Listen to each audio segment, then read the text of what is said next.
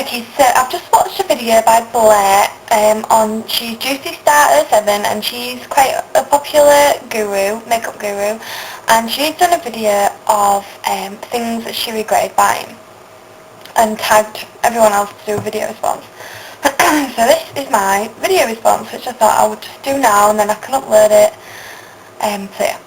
So this is quite new out. I bought this a few weeks ago, and it's a mineral matte foundation by Bourjois, and I have another one of their foundations, which is this one, and it's quite good. I don't use it that often now because I use my MAC one and my Max Factor one, but that's quite good. And I bought this, and I tested it out in the shop, and I tested it on the back of my hand because you're not supposed to put them on your face apparently. And it felt really nice, really creamy, nice, because it's obviously a mousse, and you get like a little brush with it.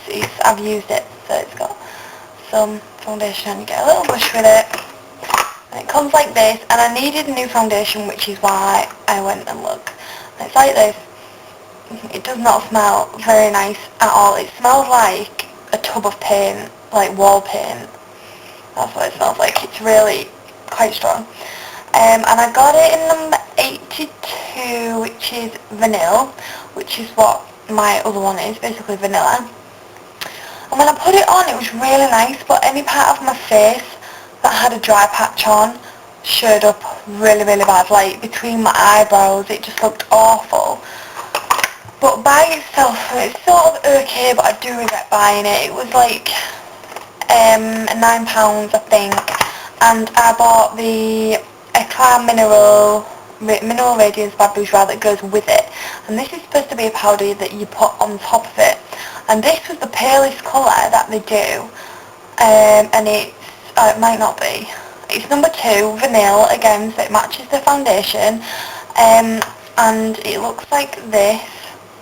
And it also smells really, really heavily perfumed,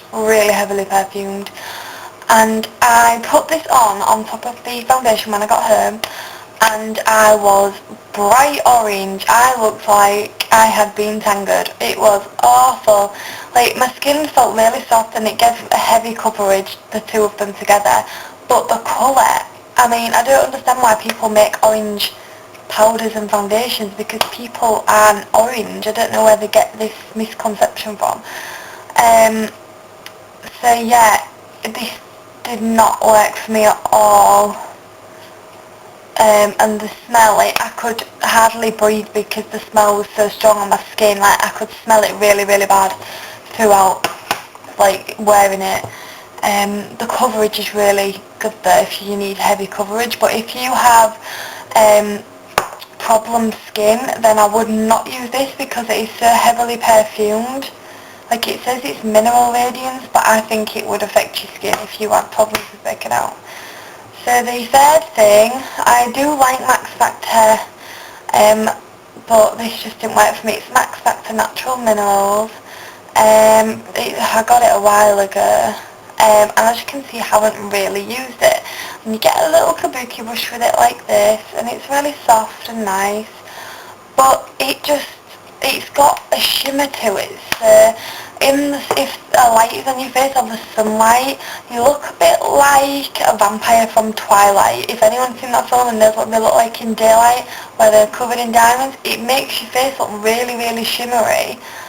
And it says it's buildable, natural looking coverage, but I noticed it did make my skin look a bit patchy, and if you have dry skin, I wouldn't use this at all because any dry patches just look even drier. So yeah, that's not very good. I'm trying to think, because I don't really keep, if a product doesn't work for me, then I won't really use it, but because I do makeup in my photography work, like I do it professionally, I keep stuff like these because if they don't work for my skin, they can work for other people, and heavy coverage is something you may need in a photo shoot if some people have really bad skin, which I've had before, you're better off having something that gives good coverage. Another thing, this is not something I regret buying because I absolutely love the smell of it. But this is just more like a warning because this happens to me. Harajuku in G, I absolutely adore this. It smells like holidays, like coconuts and just gorgeous. But the one thing I find odd with this is when I get out of the shower I put it on, like when I've come out of the shower and come into my room I put it on, and wherever I've sprayed it I get big red blotch marks. I don't know if this is because like my pores are open because I've just been in like a hot shower room and then sprayed perfume onto it, but it does fade. But that's just a weird side effect from it. I'm trying to think, because another thing I did buy, which I should have read properly first, is NYC eyelashes, and they were like £1.50 or something. And usually, normal eyelashes, like the Girls Aloud one, are about £5, and the Eyelaw ones, which I use, are about £5 as well. And these are self-adhesive, they're ready to apply, so you don't get glue with them.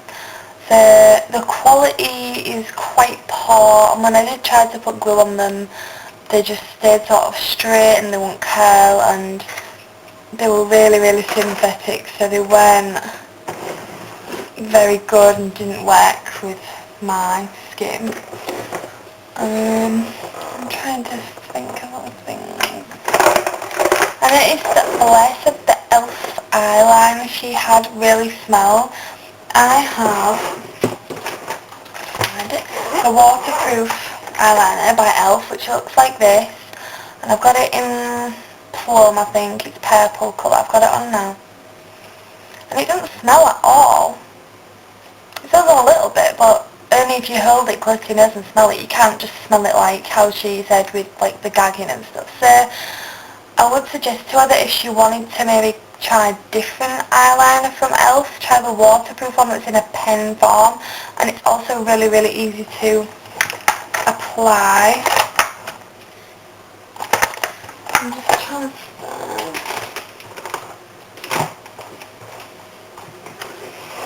I think that's maybe it. I think foundations are the one thing that are always sometimes like I regret, something that you regret that you bought, because finding a colour match is quite difficult, especially if you have really pale skin, because I might not look it but I'm like the palest colour. Sometimes I'll wear ivory or one above like a biscuit or natural colour, and I tend to find like the Body Shop foundations, the powder is like orange, and I don't understand why it's orange, which is why I now use translucent powder.